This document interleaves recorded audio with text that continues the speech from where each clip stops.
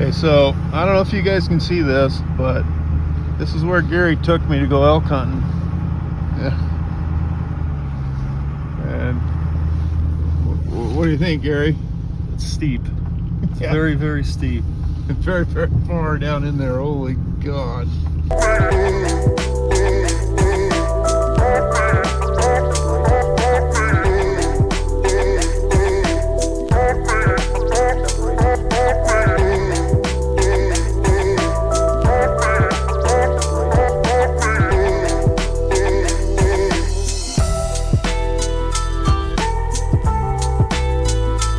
Okay, so here's what we're riding in this morning. It's great.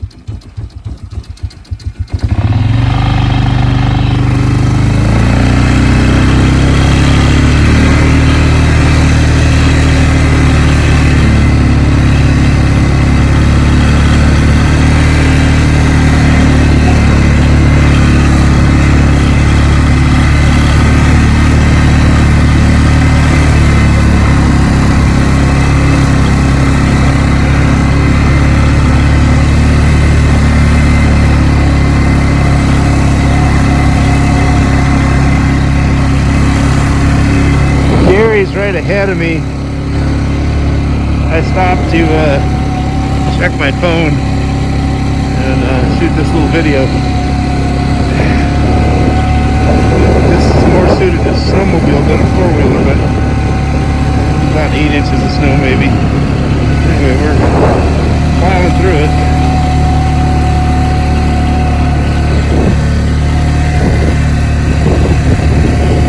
Just see him up there ahead of me.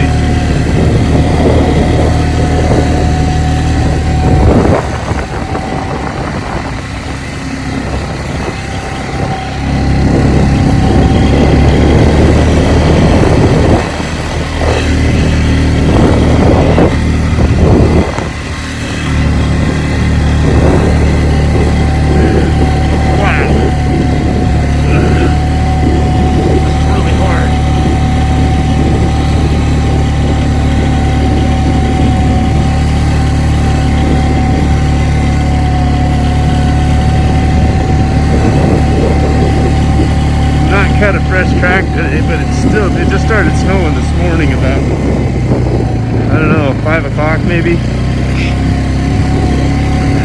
I got up at 4:30 and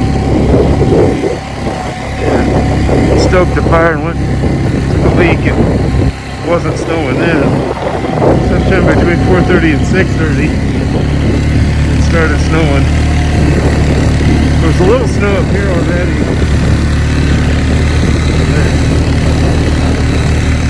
Anyway, I caught up to him because he's breaking trail. So, looks like there's some tracks ahead of us.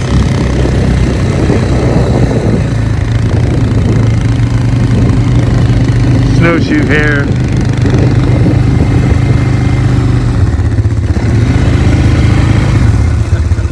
I was shooting a little video. Oh. It'd be nice to cut a track. There were some old ones. Yeah. That was... I think they're probably just not moving yet. No. We like to have froze to death this morning. Using it as a rearview mirror. It was snowing really hard. It probably snowed 6 or 8 inches on us while we were gone. Came back to camp, had some lunch, thawed out, dried out, warmed up, and it's about 3 o'clock now. There was about 4 or 5 inches of snow on this road, and it's turned to slop, and I had to come back and get my glasses, but Gary's up here ahead of me a little bit. So as you can see, the road's pretty bare now. Get up around the corner, a couple corners here, it's full of snow again. So we're going to go up here about 3 miles, 4 miles, and take a road off to our right here that circles in and out where we can actually see and glass, and thinking the animals might be up moving around a little bit after the snowstorm. I'll shoot the video again here when we get up here a little further. As you can see, the road's pretty covered now. We've only gone about a quarter mile from the last little video. But Gary's up here running up to meet him.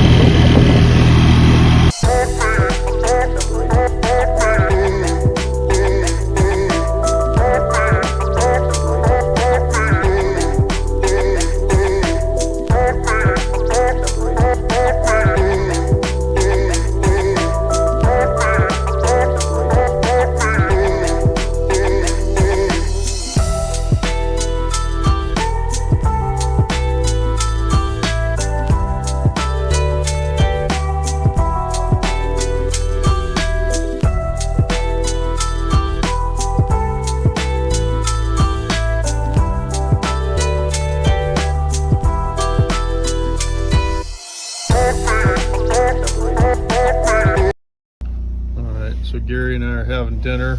This is a little bit of hooch life. Hooch life, yeah. We're in the hooch. You can see the hooch. There's Gary. We're having a little cramped in here. My beverage with a quesadilla. I had a salad, but it wasn't quite enough, so I had to top it off with a cheese and salsa quesadilla. There you go. And it's really good. Yeah. Gary's bunk, my bunk. The wood stove that's just cranking because we're both freezing from good wood supply. Yeah, we're pretty good on the wood. Got a few days worth anyway. Probably more. Anyway, that's hooch life. After hours, usually eat and go to bed. We got a plan for tomorrow. We do have a plan for tomorrow. See if it works. What's our plan? Well, first of all, tell them what happened today. We spotted a couple elk at about 2,000 yards. Yeah, at least. But to get to them, it was about 13 miles. 13 miles of driving to circle around to where they were. They're only 0.6 of a mile from camp. So now that we know where they are, we're going to make a plan to try to get in on them tomorrow morning and see how that works. Get up there early. At least we have a plan. Yeah, we saw elk. We saw elk, which is probably more than it's tough. Other guys did. Tough conditions. Yeah. So we'll go in the morning and see what the wind's doing and make a plan accordingly. But we were able to look at it on Onyx and pinpoint exactly where they are, where we saw them. They couldn't really hardly be closer to camp than. No. We had to be 13 miles away by road. We weren't that far by straight line. We were probably only, 2,000 yards, you said. A little more than that, maybe. Couldn't get the rangefinder to even read it. But anyway, 13 miles by road to get around. We saw them at 5:30. 30, yeah, maybe.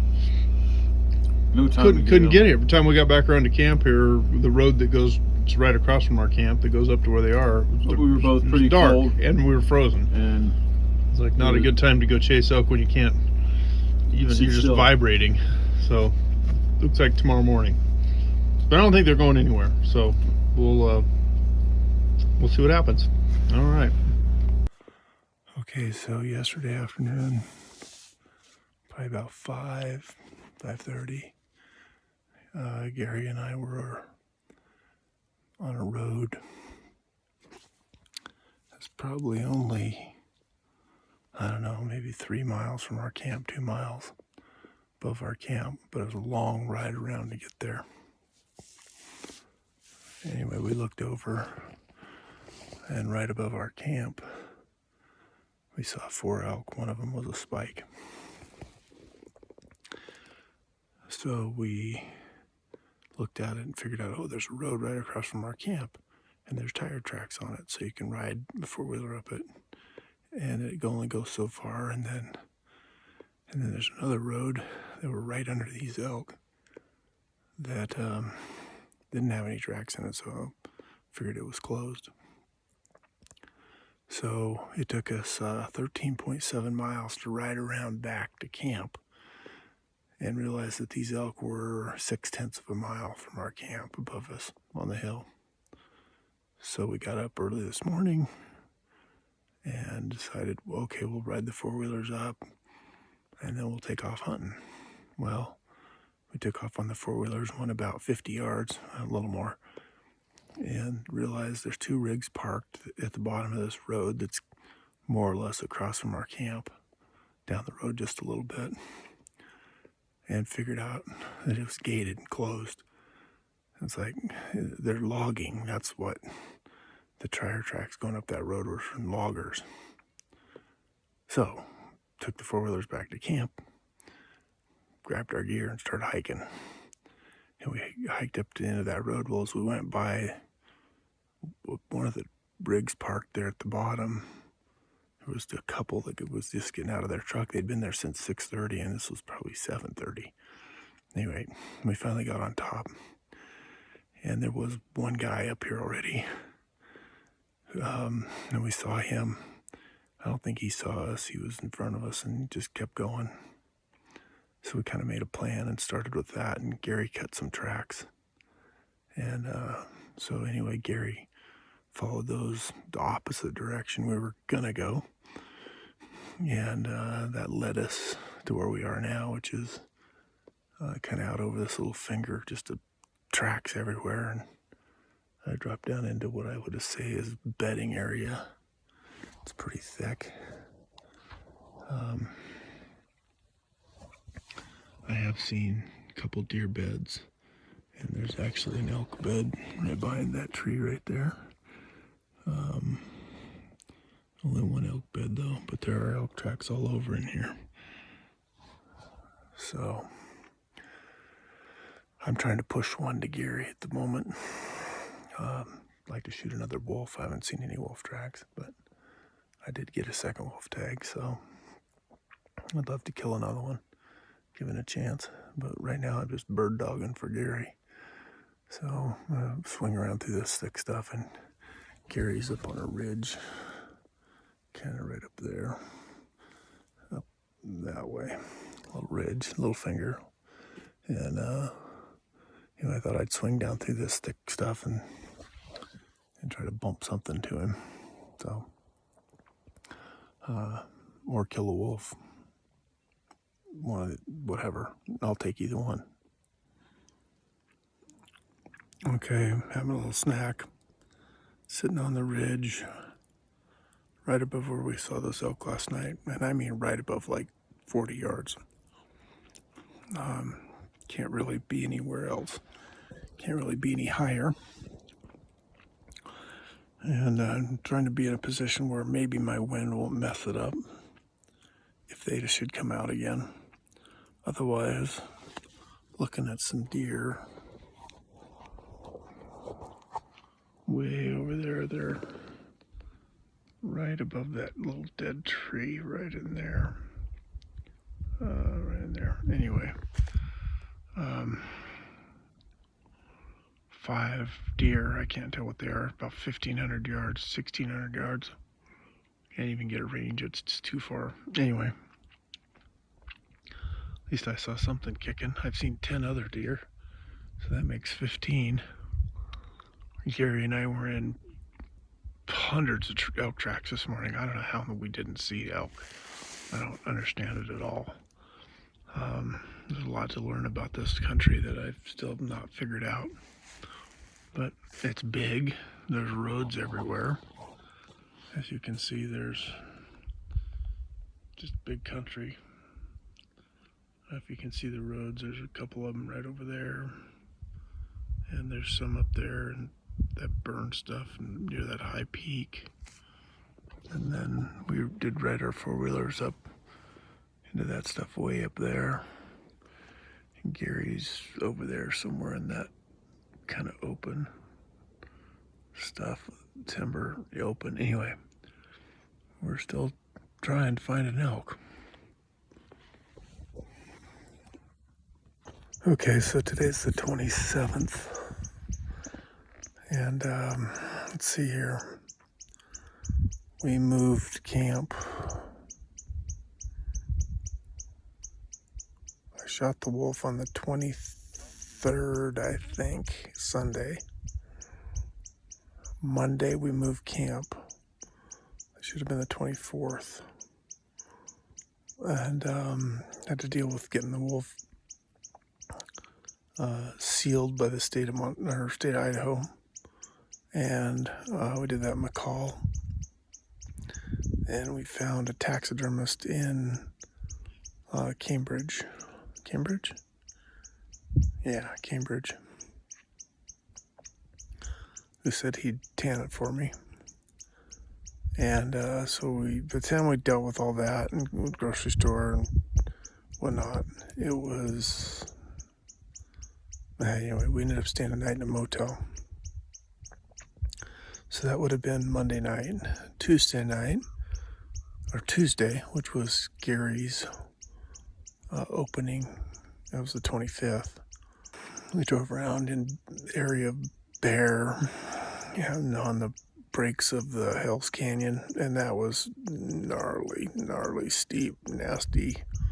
Guys hunt it, guys kill elk, I'm sure, but wow. Anyway, we then, that afternoon, came over to Wayne, dropped off the freezer, plugged it in with a deer in it, and told him about the wolf. Then we came on up, we're camped on Andrews Creek. And yesterday morning we went to get going, and it was snowing like crazy. And it probably snowed 10 inches on top and 8 inches at our camp. But it kind of melted yesterday afternoon and pretty much all day today. Most of the south and western slopes are pretty exposed, pretty bare. There's definitely still snow. Some of it won't melt. But anyway, today I'm tired. Today is the 27th.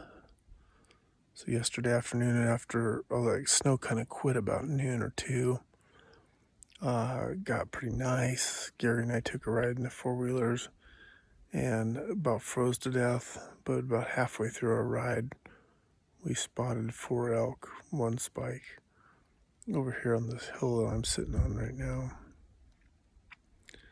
Anyway, it turns out that it was 13.7 miles to drive around, and 6/10 of a mile from our camp is where the elk were. Good news is the road's closed, so you gotta walk. Keeps a few people out of here. So that's pretty much it. We're just kind of hoping somebody will show up at the party tonight. I've seen about 30 deer today. Really lost track. I've been binocularing across and got picking up one here and there. I haven't looked for a little bit, looking for elk. But at any rate, there's a lot of deer here. Okay, so I'm sitting in my truck. Gary and I took a four-wheeler drive this morning. It's Friday the 27th, I think. Anyway, we took a four-wheeler drive this morning just trying to figure out better access to where those elk are. And anyway, about froze to death, but finally got back. I don't know what time it was. Back to camp, got warmed up. I stretched out on my bunk. I wasn't feeling that great. Anyway, fell asleep. Gary got up at some point and said he was going to hike up on the hill above camp, the opposite direction where we saw the elk. And he said, I called him on the radio. I slept till 4:30. I woke up at 4:30. Anyway, it's 13 miles around to where I'm at now. And I'm looking back across.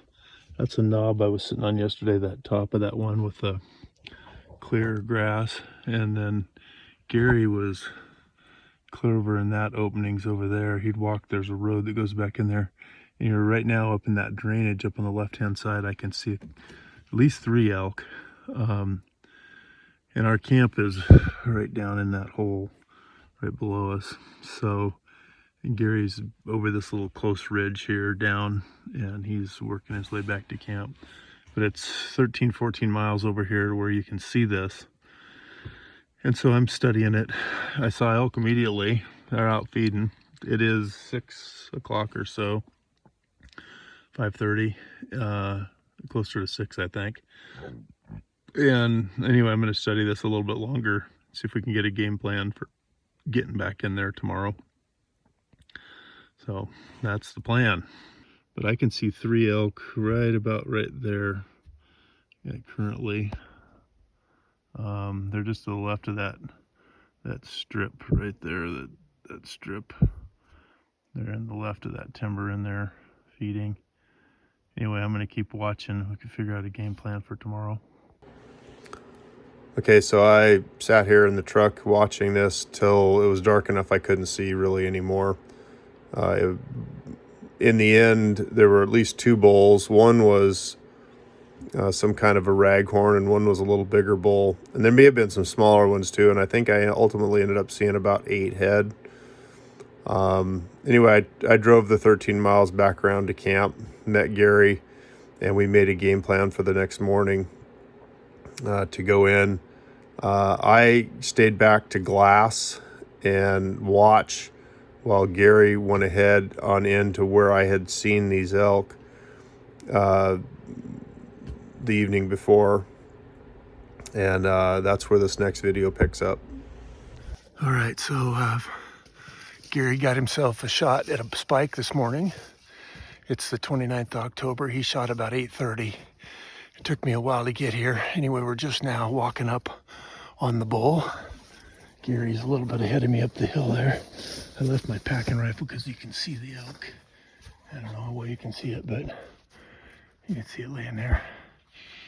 And so it's steep. Ooh.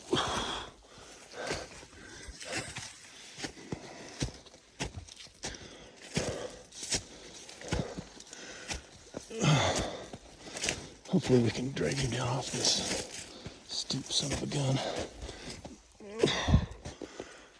Doesn't look like it's very steep in the video.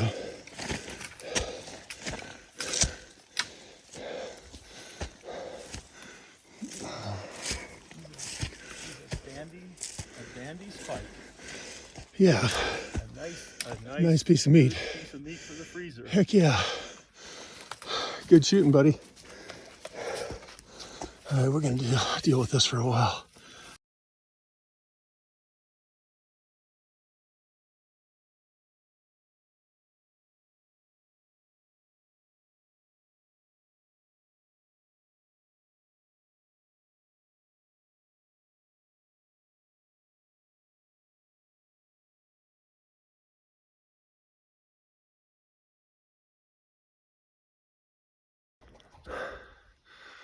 Okay, well, it's 10:30. We got Gary's elk down off of that. I don't know if you can even tell how steep that is. But anyways, up there. And we got it down here. And anyway, we're now working on getting him skinned out so we can quarter him.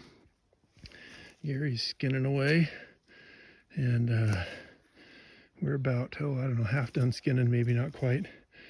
And then we'll take shoulders and hinds and our hind ham and shoulder and rib meat and neck meat off of that one side.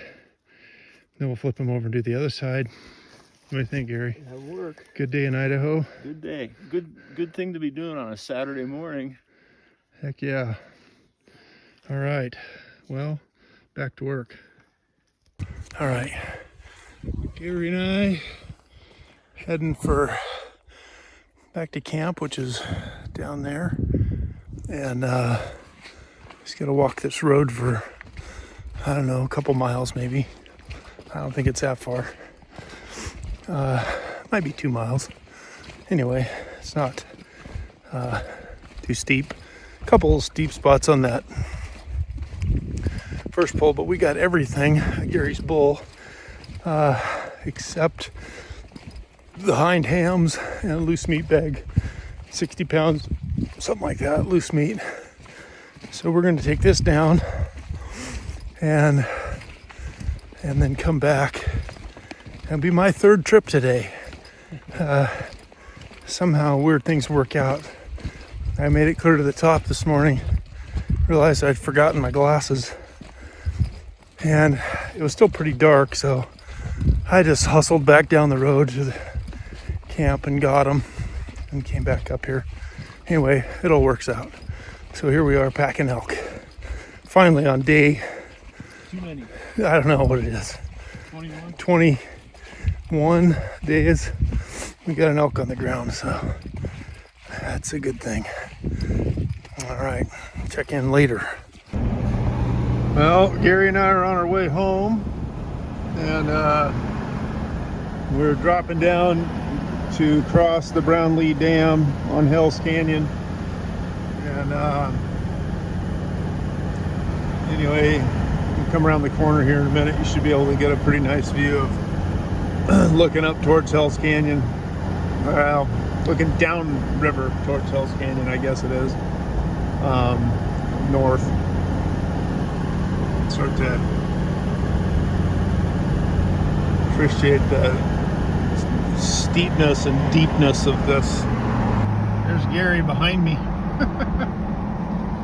The turns are so tight I can see behind myself. It's Brownlee Dam. And then this is pretty crazy right in here.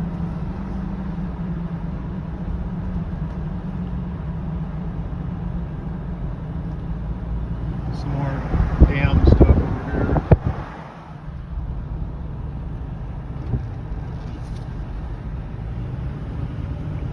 Tell you what, you wouldn't want two semis to meet right here.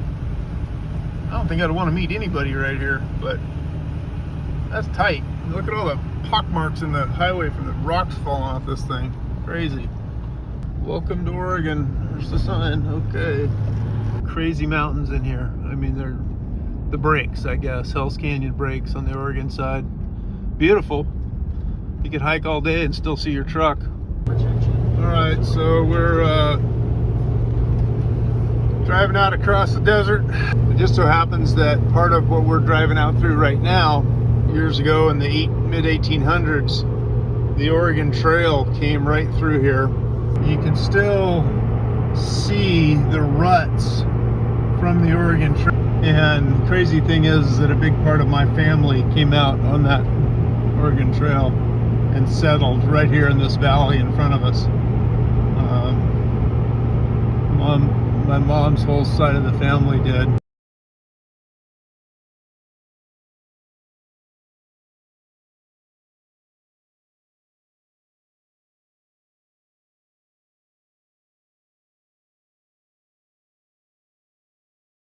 Well, Gary and I got home from Idaho late last night, a little later than we should have been. As we were coming through Pendleton,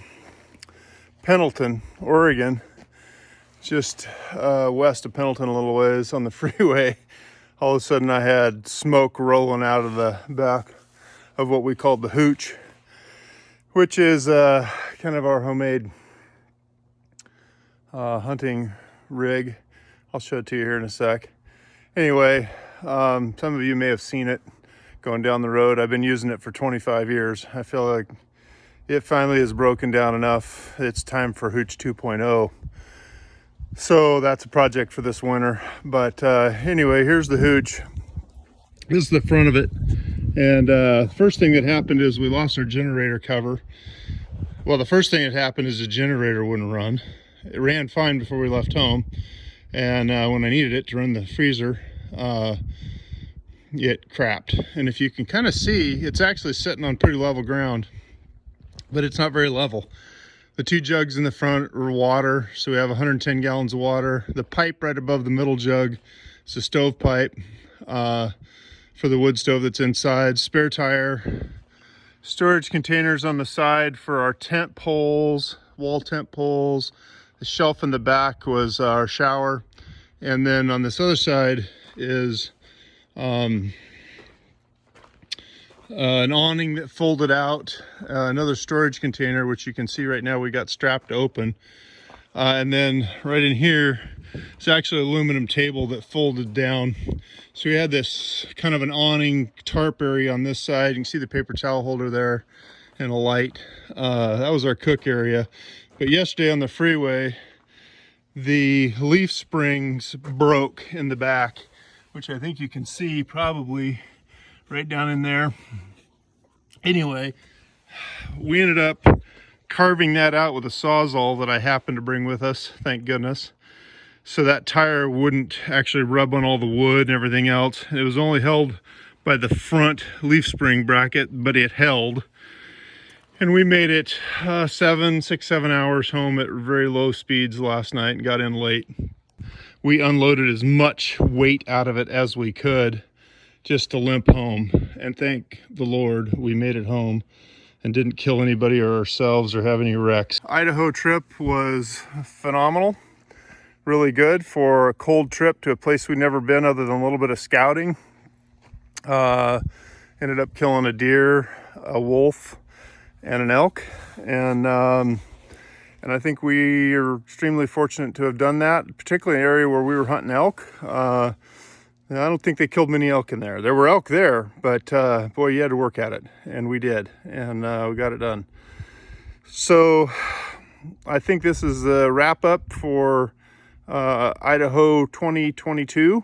I always say I'm hunting elk with a deer tag in my pocket, and if there's a chance, I'll shoot a deer if it works, but I'm hunting elk. Even if it's only deer season, I'm hunting elk. I might not shoot one until the season's open. I won't shoot one until the season's open, but I'm hunting elk. I'm going to find them. I'm going to figure out where they're at. At least that's my goal. So elk is the primary, and deer is secondary. Anyway, we're back home. A lot to clean up. It's October 31st today, end of the month. So just unloading stuff today, cleaning up, doing laundry, unloading coolers, unloading gear, and figuring out how to get ready for the snow that's coming soon. I suppose we probably have a few weeks, I don't know. And then obviously back to work. So we'll try to edit these videos. I got to learn how to do that somehow. And then I noticed that the Born and Raised guys actually put out a video sometime in October, I think, about a contest on video for elk hunting. And I didn't shoot this video to even be part of that, but I think I'm going to put it together best I can and submit it, because why not? It's something I've enjoyed doing this year that's a little bit different. And I don't have the first clue what I'm doing, other than I shot it all with my iPhone. And I didn't get any kill shots because I was busy shooting, or I don't have time to hold a phone and a camera, and I wasn't prepared. I don't have any other camera. This is what I use. So for this time around, this is what I'm doing. In the future, if I enjoy it, maybe I'll get more into it. I did actually really did enjoy it, but I'd rather hunt than film. So I don't know. We'll see. I do like the filming too, though. And glad to bring you guys along on an adventure, and get out there and get your own adventures filmed or made, experiences, have fun, get out there, do it. It's not hard. I mean, we ended up killing this elk by looking at a map going, there's got to be elk in that area, and threw a dart. Where we camped was completely at random. It was a place that was available where we could pull in and set up camp. It wasn't planned at all. General area, yeah. Specific spot where we camp, not a chance. I mean, it was really kind of area that had a lot of roads in it, which is not at all what we're used to hunting. Generally, I'm always looking for the biggest chunk of ground I can find that doesn't have roads in it. This had roads everywhere, and trying to figure out what ones were open and what ones were closed, that was a big challenge, because a lot of them were closed. You couldn't drive on, you could walk on. But you don't know that. I don't know of any map that shows that until you're there. That's the only way to figure it out, is to drive and figure it out. This one's closed, this one's open. And that was what we did. We just kept pounding those woods. And the first day we went in there in that fresh snow, it looked like there'd been 200 head elk. They're beef cows, they're deer tracks, and elk tracks everywhere. I don't know how we didn't see elk the first day. There were just literally hundreds and hundreds of tracks. It was, okay, get yourself into those woods in the morning, in the dark, as it's breaking day, and stay there until you find the elk. They're bedded, they're in there somewhere. And that's what we did. And anyway, we killed an elk. So did not give up. That was day 21 one, I think. For some of those first few days we were just deer hunting, but we were looking for elk. We moved base camp 4 times.